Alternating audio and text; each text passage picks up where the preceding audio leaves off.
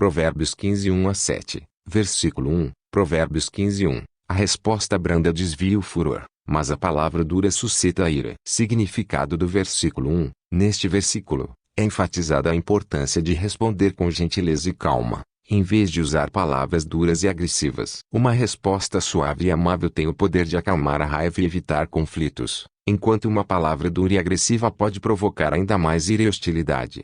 Versículo 2, Provérbios 15, 2. A língua dos sábios adorna a sabedoria, mas a boca dos tolos derrama a estultícia. Significado do versículo 2. Esse versículo destaca a importância das palavras e da forma como as expressamos. A língua dos sábios, ou seja, aqueles que possuem sabedoria, é capaz de transmitir conhecimento e sabedoria de maneira eloquente e agradável. Por outro lado, a boca dos tolos, que não possuem discernimento, tende a falar de forma ignorante e sem sentido. Versículo 3, Provérbios 15, 3. Os olhos do Senhor estão em todo lugar, contemplando os maus e os bons. Significado do versículo 3. Nesse versículo, é afirmado que Deus está presente em todos os lugares, observando constantemente tanto os maus quanto os bons. Isso nos lembra que não podemos esconder nada de Deus, pois Ele conhece nossos pensamentos, ações e intenções. Portanto, devemos viver de forma justa e reta, sabendo que estamos sempre sob o olhar atento de Deus. Versículo 4,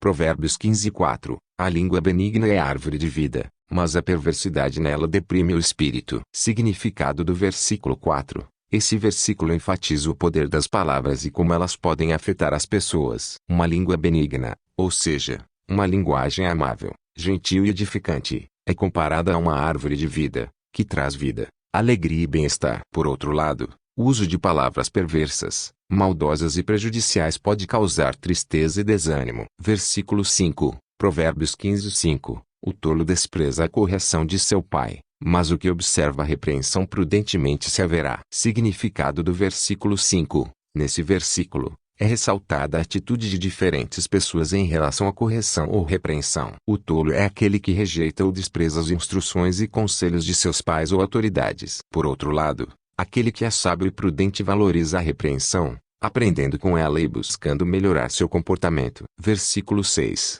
Provérbios 15, 6. Grande tesouro há na casa do justo, mas nos ganhos do ímpio há perturbação. Significado do versículo 6. Nesse versículo, é destacada a diferença entre a casa do justo e os ganhos do ímpio. A casa do justo é considerada um grande tesouro, pois é abençoada e prospera por seguir os caminhos de Deus. Por outro lado, os ganhos do ímpio, mesmo que pareçam abundantes, trazem perturbação, pois são frutos de práticas injustas e contrárias aos princípios de Deus.